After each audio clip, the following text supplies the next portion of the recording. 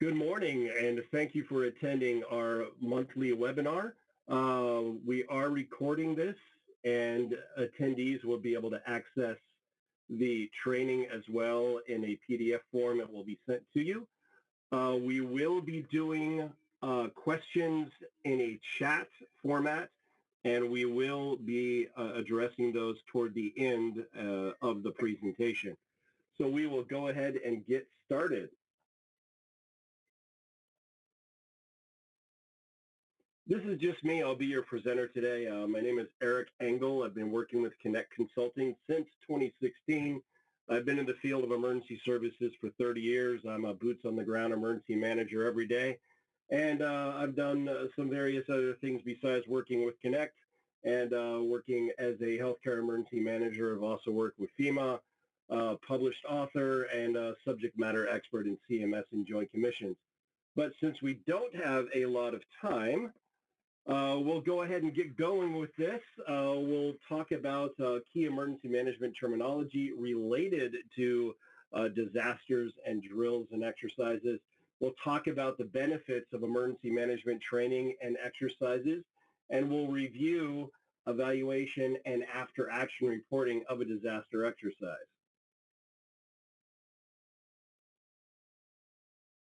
So some key terminology. It's always good to address terminology so everyone's on the same page. A disaster, of course, is anything that could seriously disrupt the functioning of a community, a society, or even just a business or a school.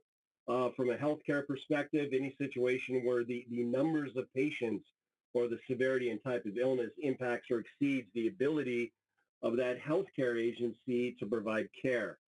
Of course, disasters can be natural, of course, occurring by or caused by things in nature. Wildfires, could be infectious disease pandemic, an outbreak of that nature. And human caused. Human caused disasters have some sort of human involved elements, whether it's negligence or errors, or it could be intentional, like acts of terrorism. And one of the keys, especially with education and drills and exercises, is doing a risk assessment, hazard vulnerability analysis, to look and see whether you're a healthcare center or any private business, what you're at risk for, whether it's an internal risk or a community-based risk. And then you have your emergency management or emergency preparedness program. This is the comprehensive all hazards approach, meaning the health and safety needs of whether it's a patient population or the population that we serve. It could be, school, it could be a clinic, could be anything. And your emergency operations plan describes what you would do to respond to various kinds of all hazards emergencies. And emergency management training. This is a program that includes initial orientation for emergency response and procedures, education on new equipment that may be used for emergency response and procedures, and ongoing education on your emergency procedures and ongoing response. And training is very, very important to continue to have for your agency. And an emergency management exercise and drill. This takes that knowledge you get from the training and you test it. It could be in many aspects of things, whether it's simulated the emergency situation, maybe in a tabletop exercise, which we'll talk about today, or in another form of exercise with some hands-on components. This helps us as individuals that work with the agency or school or anything like that respond in a more efficient and swift manner to an actual incident if it does occur. So what are the benefits of an emergency management training and exercise program? Well, as I mentioned, any business, agency, or organization can benefit from emergency management training and exercises. These include, but not are limited to, schools. Of course, they do these quarterly on many locations. That's private schools, that's public schools. Heck, if you're homeschooling your kids, you could do drills and exercises at the home, like evacuation drills. Private and corporate businesses, churches and religious sites, sports teams and sporting venues. Very important to practice what would occur if an emergency happens at your venue. Healthcare agencies, including things like urgent care centers, clinics, and standalone surgery centers. Hospitals, whether you're for or nonprofit, and volunteer groups such as community emergency response teams and disaster healthcare volunteers. Very important to involve them in training and exercises. And what are some benefits of that? Well, it's essential to know that everyone knows what to do when an emergency or disruption of business operations occurs. They need this training to become familiar with what they should do and protective actions for life safety of who we serve, as well as themselves and coworkers. This helps us respond in a more quick, efficient manner, which is critical in incidents where delayed response could result in injury or even death. Exercises should be held to validate the emergency response plans. That could be business continuity plans, emergency operations plan, communication plans, and evaluate the ability of personnel to carry out their assignments and roles and responsibilities. It's important to test those plans because what looks really good on paper may not work well in real life. And it's typical for people to panic in actual emergency situations, leading to confusion and blunders and errors. Regular drills can help prevent this by putting that information in their mental toolbox, so to speak, so they can access that when they need it the most. So again, it tests the emergency procedures and the effectiveness of those procedures and enable us to test emergency equipment too, such as fire extinguishers or alarm or communication systems to make sure they function properly. Following any sort of drill, participants and organizers can assess the efficiency and efficacy by holding what's called an after-action review. This helps identify areas for improvement and require changes to the plans themselves. And regular training and drills are often more just than a good idea, but an actual compliance and legal necessity as well. Laws frequently mandate that businesses, schools, healthcare agencies, and other institutions hold regularly scheduled education and drills for emergency response. So, how do we plan and design a disaster exercise? Well, there are various kinds of exercise. We're going to focus on the discussion-based, primarily the tabletop exercise, but discussion-based scenarios could be an orientation, education session, getting everyone on board and going into a tabletop, and then you have your operations-based. This is more of a hands-on. It could be a drill, which is testing a single procedure. It could be a functional exercise, including multiple departments, multiple agencies, or it could be a full-scale exercise, which is the most challenging, and it's multiple agencies, multiple equipment, and hands-on use in real time of that equipment. It's very stressful to do a full-scale exercise. I never recommend you go straight from a seminar or an educational section and bypass everything else and jump into a full scale. That just leads to failure and frustration. Follow this process. Go from your tabletop, go to your functional, and eventually go to your full-scale exercise. So discussion-based exercise, these are normally, again, used as that starting point and eventually escalating it into exercise complexity. These are great exercises. They're little tabletops, or they can be large-scale tabletops. We've done tabletops with hundreds of people from various agencies, and they're very, very effective to do. Operations, again, are more hands-on, used to validate plans, policies, agreements, and procedures that were discussed in those discussion-based exercises. They include drills, functional exercises, and full-scale exercises. Again, the focus is going to be on a tabletop. They are discussion-based where staff and other personnel meet and in a formal setting discuss what they would do and their roles in a particular emergency scenario. A facilitator will lead through a session, provide participants or players guidebooks and discussions for one or more scenarios. The duration of the tabletop all depends on what you want to accomplish in the audience and the topic being exercised and the various exercise objectives that have been set. Many exercises are conducted in just a few hours. They are very cost-effective tools to help validate plans and capabilities in those plans. Functional, more hands-on, This is the second level of exercises. It is more, it's more advanced than the tabletop and less stressful than a full-scale exercise.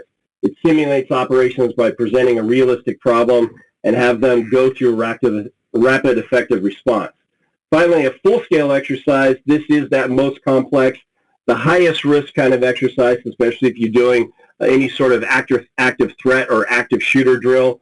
It focuses on implementing and analyzing plans, policies, and procedures and agreements in real time, creating a stressful, time-constrained environment that much more closely mirrors real-time events and may include participants as actors and even mannequins, and you can even get now mannequins that you can talk with. They can bleed, all that good stuff from simulation companies.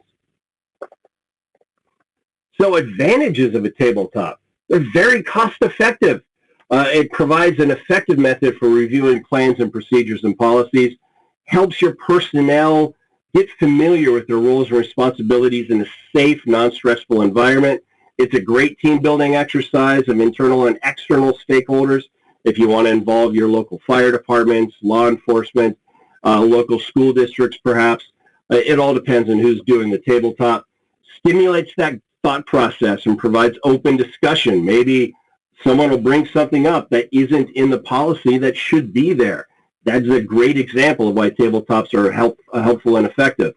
You provide that specific scenario or situation, could be anything you really identify in your hazard vulnerability analysis as a risk. And it provides opportunities for leaders to practice their crisis management skills. We recently did an active threat tabletop exercise here with where I work, all of my administrative team, and it was very eye-opening for them, and it actually led to some beneficial changes for our emergency response. Now, there are disadvantages. This is discussion-based. There's not really much in the way of hands-on, barring doing some sort of maybe writing out action plans or using some forms. Realism has to be designed and written into the exercise. So you design a realistic scenario, maybe include times and dates that are getting some sort of attention grabbers, whether it's pictures from something that happened locally or something that you put in that helps bring the emotional factor to it. If not led or facilitated well, it can really lead to participant losing interest and disengaging, which you can tell that from your participants by looking out there as a facilitator if that's happening. This is not done in real time, so it doesn't provide that true stress, that crisis and that feeling in emergency response, and provides only a superficial review and exercise of plans, procedures, and team capabilities. You're not using any sort of hands-on for management of injuries or surge or anything like that. Whatever kind of exercise you're going to be doing, do pre-plan for it. Do not, plan on the fly. Don't think you can design it in less than a day.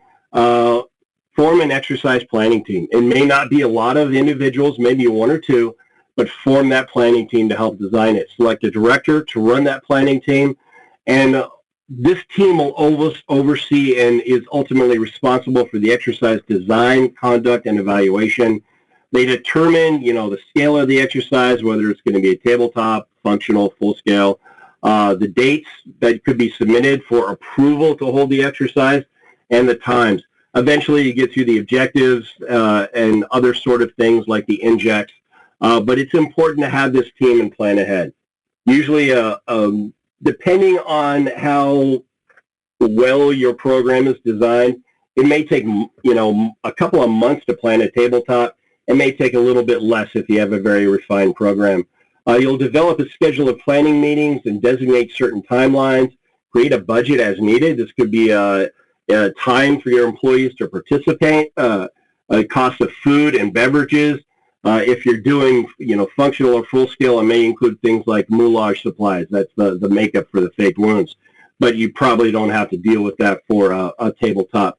You'll need logistical details like sign-in sheets, properly sized meeting and briefing room for the amount of personnel you'll be holding with your exercise, food and refreshments. AV equipment could be things like your computers, speakers, projectors, things like that. Name badges, always good to have because you'll be having potentially people that don't know each other. So name badges and even tabletop tents that they write their names on, also very beneficial. If you need assistance, depending on the size, you may need some registration assistance and signage and other various forms of handouts and communication. Again, when you're designing this with a team, look at that risk assessment, look at that hazard vulnerability analysis. If you need assistance with that, you can reach out to your local Office of Emergency Management or Emergency Services or your local fire departments. You can even Google online for your local hazard vulnerability analysis or hazard mitigation plan for your county. You should be able to locate that as well. Now, we'll list your top community-based hazards. Always important to base your exercise on whatever truly you're at risk. If you live in the middle of the country and you're not at risk for a thing like a hurricane, don't do a drill for a hurricane. Do a drill for a tornado or maybe a large-scale wildfire. Do a drill that you're actually at risk for. Make sure it's based on realistic and identified risks to you as well as your community. And then develop a purpose statement, or you could have an overarching goal, whatever you want to state for your exercise. This provides this big statement that should be included not only in your exercise evaluation guides, but also your tabletop slide deck. Example below before you get to your objectives, that's where I usually put it. It explains the purpose or goal of the exercise. And this is just an example that was done for an active shooter drill. And it worked really well. And then you go into the next slide, which would be based on your objectives. The objectives should be defined. You do not need a lot of objectives, maybe 4 or 5. Whatever objectives you develop, try to develop your scenario and the framework of your scenario so the objectives can be met. Don't do objectives that they think they've succeeded, and then your last slide you find out everyone dies. I participated in an exercise that was led that way. It was not a great thing to have. Make sure the objectives, however you set it, make sure they can be met. They may not be met, but make sure they can be met by your participants if they follow through and do correct procedures with the exercise. Objectives can be tailored to your participants, could be your hospitals, your healthcare agencies, your EMS, your fire, schools, school districts, law enforcement, including potentially federal law enforcement, and your public health participants in your Office of Emergency Services or Emergency Management. You could tailor some objectives so they can actively participate in the exercise as well. Limit the objectives based on the time and the conduct. If you're just going to have a couple of hours, just have a few objectives. Make sure they're smart, some specific, measurable, attainable, or action-oriented, realistic and time-oriented potentially. That's how they state design the objectives. And you could also have objectives that give examples of how they could be met if you wanted to. The scenario should again be realistic, plausible, challenging, but not overly complicated and not impossible so it overwhelms the participants. It consists of 3 basic elements: the general context of the story that drives the exercise, developed conditions that will allow players to demonstrate their ability to meet the exercise objectives, and technical details to accurately depict the scenario conditions and events, like I mentioned, dates, times, specific information about damage, locations, things like that. And it can be loosely based on actual events and statistics. But the true information, like locations, any sort of names, things like that, should be changed or altered for the exercise. As an example, again, recently I did an active shooter exercise here that was loosely based on an actual incident. When I say loosely based, the numbers of victims were the same casualty count, the numbers that presented to hospitals were the same casualty count, and the types of weapons involved were similar.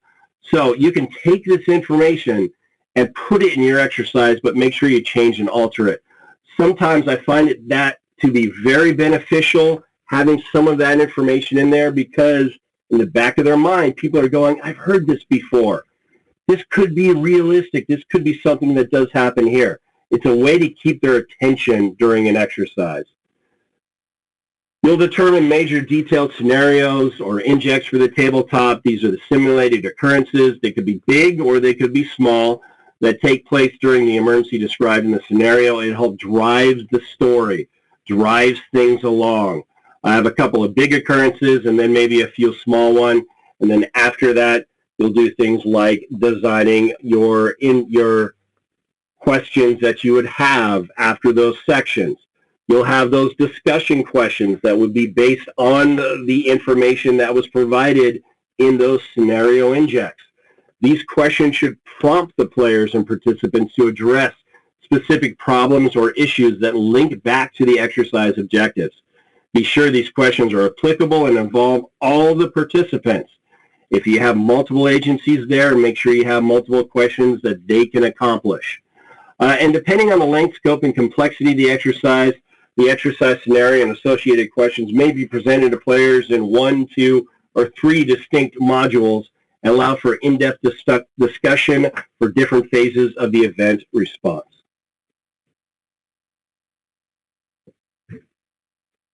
And a good document to develop is called a situation manual for a tabletop exercise.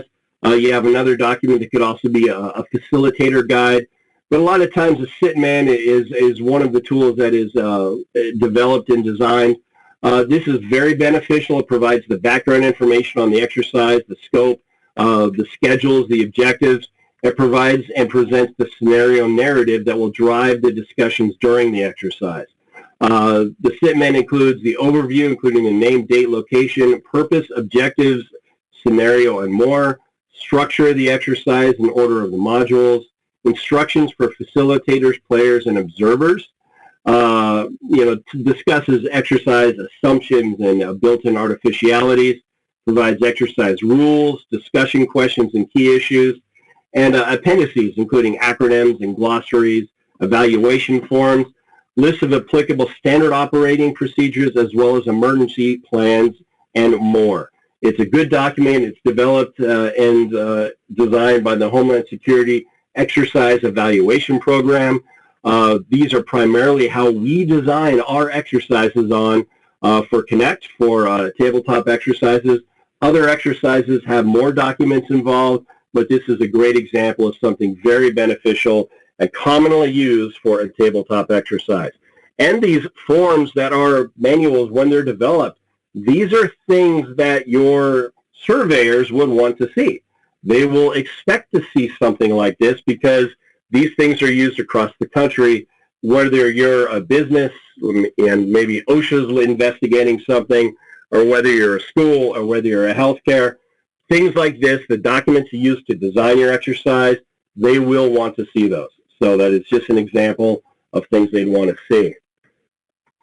When you're evaluating the exercise, and everything should be evaluated, whether it's an exercise or an actual incident, an evaluation should occur, and an after-action report and corrective action document should be designed to help fix the things that we found incorrect.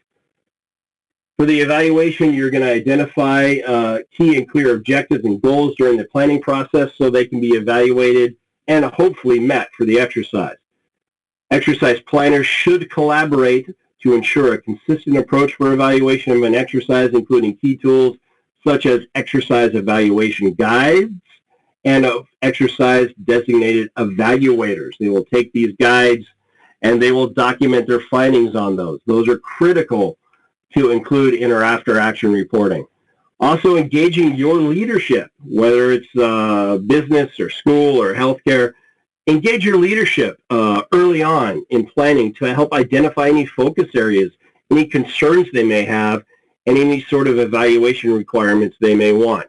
It's important to get your buy-in from your leadership, because if you don't have buy-in for your leadership, your drill and exercise may not be as successful as you want it to be.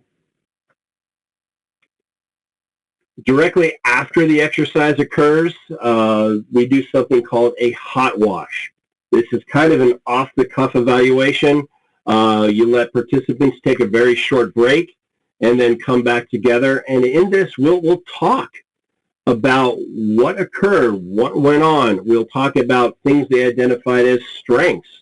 What went well? We'll talk about lessons learned, things that didn't go well.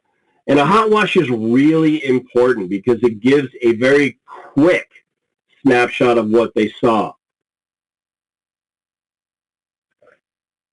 Later on down the road, you'll do another after-action meeting. It could be a meeting in person, or perhaps you would send out an online form for an evaluation. And with this is commonly done now.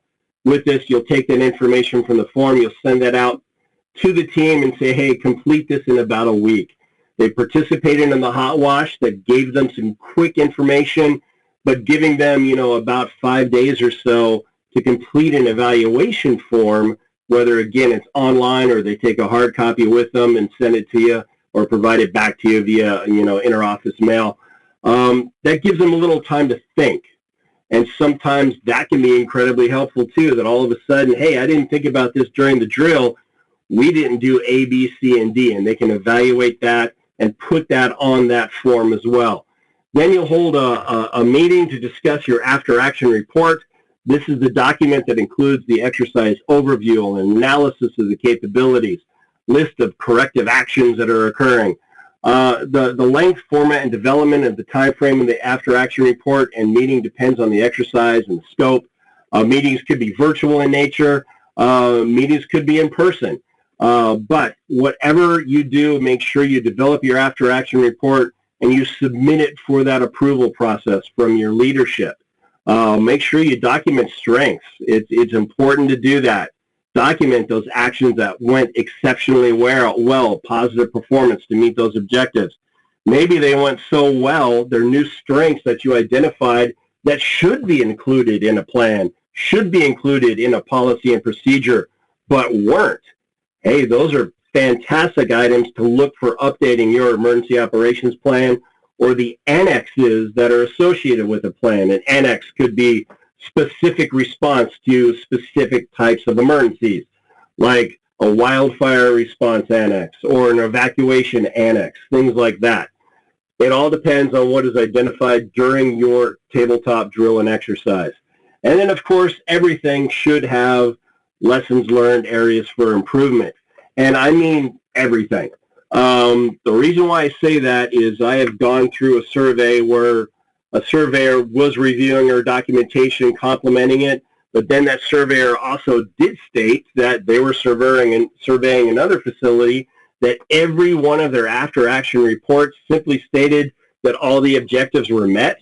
That actually led to a more in-depth survey and findings for that facility, because everything should have some form of identified lessons learned or areas for improvement.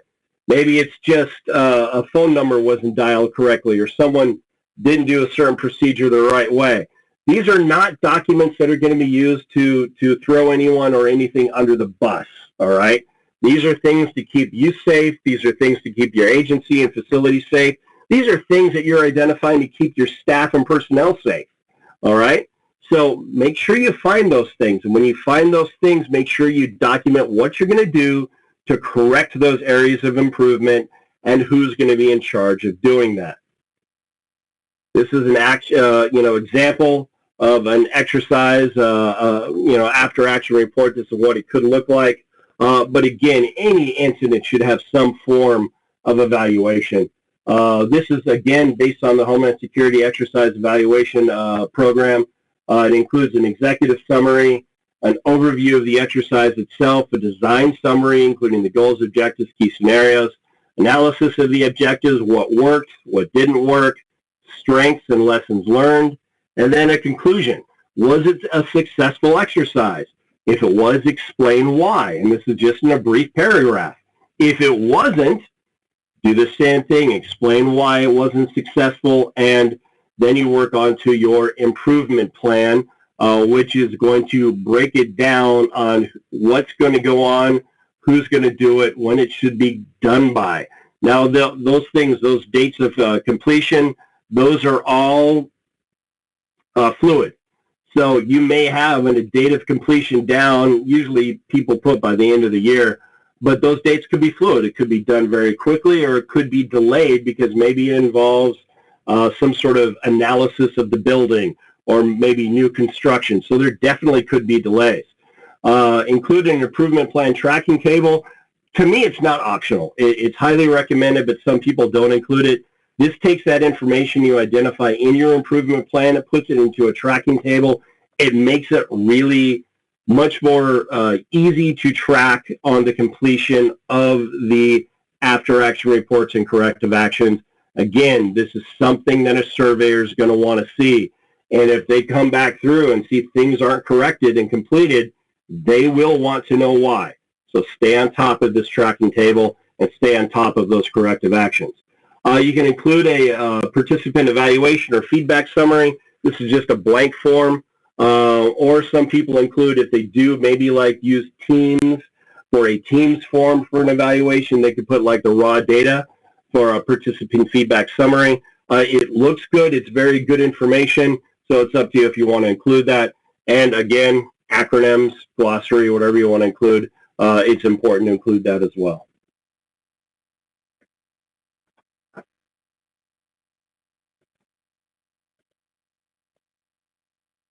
All right. Well, I guess we have moved on to our questions. So, Rachel, do we have any questions at all?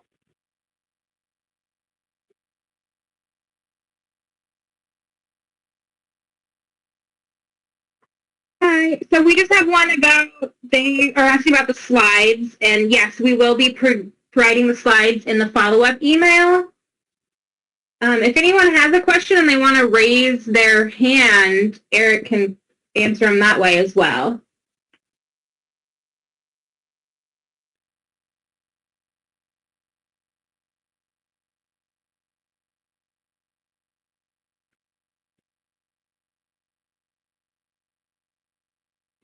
Biggest lesson learned, Stephen, I see that there. My biggest lesson learned actually was early on in my career, where I was brand new to emergency management, and I kind of addressed this early on, but I went from a tabletop exercise seminar and a seminar for education and immediately jumped to a full scale. I had not ever done a full scale. I thought that's what we were supposed to do. I wasn't trained very well in exercise design, and it was a total disaster. We had some amazing lessons learned for sure, but follow those steps. Seminar and education, tabletop, functional, and eventually a full scale. That was my big lessons learned for running the exercises. Another thing is get your administration or leadership buy-in early on. And know who your champions are going to be. Know who's going to be out there and participating. HSEEP, let's see, comments on the transition to the more comprehensive continuous improvement program. Nothing really on that yet. We've been using HSEEP for years. I actually haven't heard a lot on the FEMA, the new continuous improvement program from FEMA, but that's something I will look up, Doug, and check that out. Thanks for asking that question. And Craig, yes, you will get a copy of the slides as well.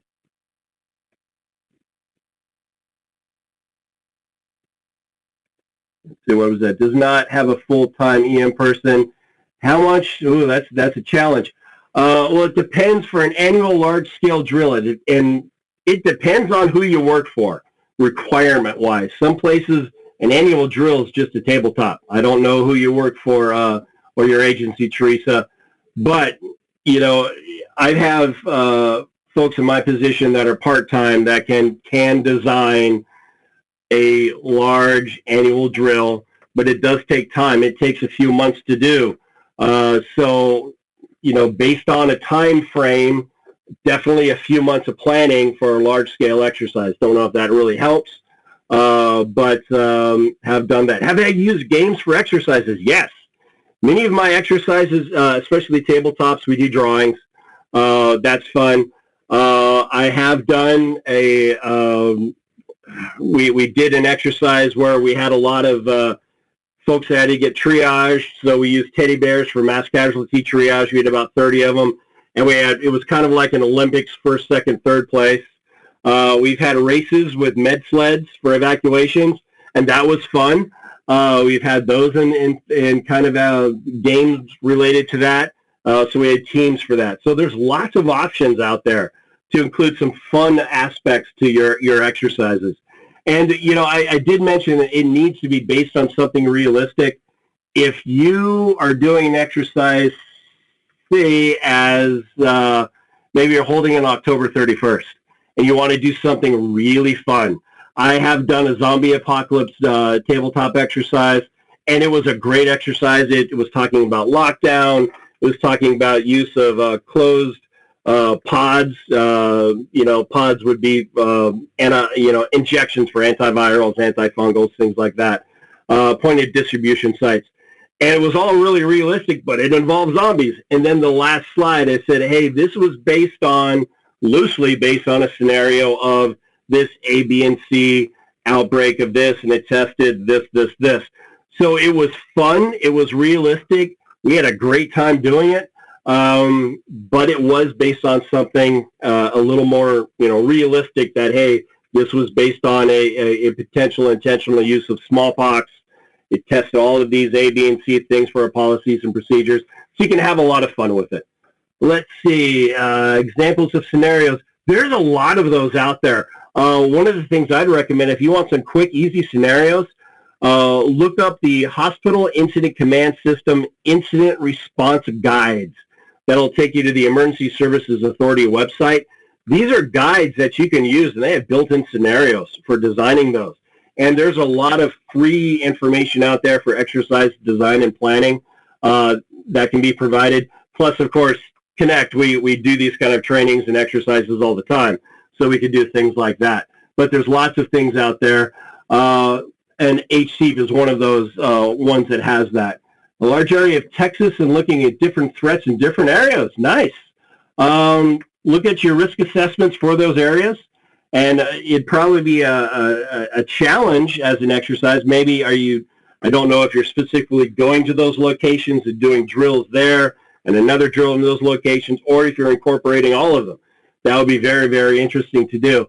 But I would probably approach that as going to one location, doing that specific exercise, going to another location, specific exercise there based on that threat.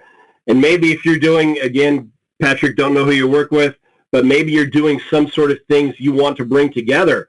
So have a group exercise, maybe led through GoToMeetings or Teams, that you're talking about surging or evacuation of individuals from point A to point B based on those threats.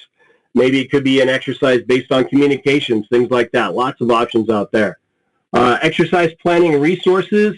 The best bet, there's a lot out there, Michelle. I'd Google HCEP, Homeland Security Exercise Evaluation Planning, or you can find a lot literally by just Googling exercise planning resources. I'd recommend doing things like that. I may have some links on my computer, and then maybe we can include that in a slide, potentially after this is over, but I'll see what I can find for you. Maybe we can get that sent out as well. Oh, no problem, Michelle. I love having time for questions. Sometimes we don't, so I'm glad this works. Oh, look at that. There's the Hicks guys. Fantastic. Thank you, Sean. Those are great to use. Great little things for scenarios. Plus, it'll help you develop your plans. I know the California Hospital Association has a disaster website that also has some links. LA County has some good links, too, for disaster exercise design. There's just a lot of good stuff that's out there and available.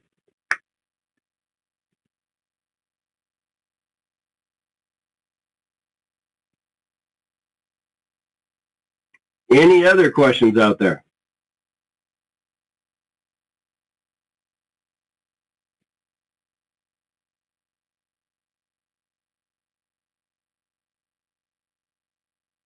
I think we're good on questions, Eric. Thank you. Oh, there it is. What's the best grant to pursue for a full-scale exercise? Well, Sean, I'm not sure who you work for, but I know healthcare agencies, they go through the HPP grant, the Hospital Preparedness Program, or the ASPR grant.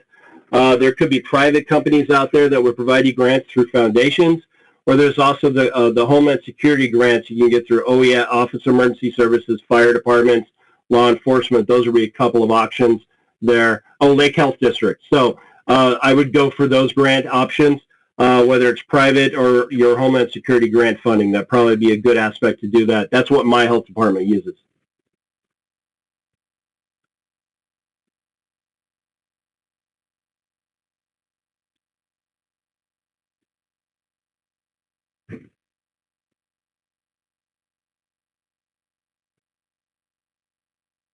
Well, perfect. JP Morgan has some grants. So that would be a private grant. So perfect. Excellent. Thank you for that, Vladimir. Any other questions? If not, we will go ahead and conclude the webinar.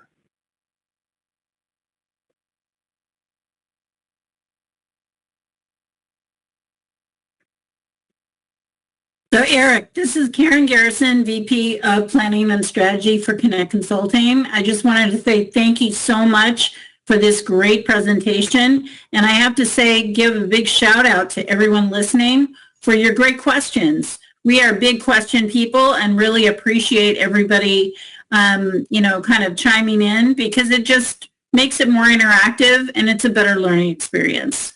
So just a little bit about Connect Consulting Services. We're a full service business, thank you. Great slide there. We're a full service emergency management firm that does business continuity, EOPs, AARs, after action reports, as well as training and exercises. And of course, all our exercises are led by Eric Engel, our amazing exercise director. We were named 2018 SBA Women-Owned Business of the Year in 2018, and in 2021, California Capital Business of the Year. We have several designations, such as Department of General Services, Women-Owned, CMAS designations, DBE, and Small Business Administration. This is a little bit about the types of professional services that we do offer our clients: emergency operations plans, emergency management toolkits, drills, exercises, business continuity planning, which is always a hot topic, evacuation planning, incident command personnel staffing, incident command support systems, EM training, development and delivery, active shooter, and workplace violence de-escalation training, and that's a big one that Eric leads, and also compliance audits to really support providers as they're getting ready or getting beyond their audits. That's it for around now. Again, we're based in Sacramento. This is our, these are various ways that you can connect with us. You can book a call directly with us, and we will call you back. So thank you so much, everybody. If there's no more questions, thank you. And we really appreciate everybody's time this morning. Hope this was a great experience for you. Thank you so much. Have a great day.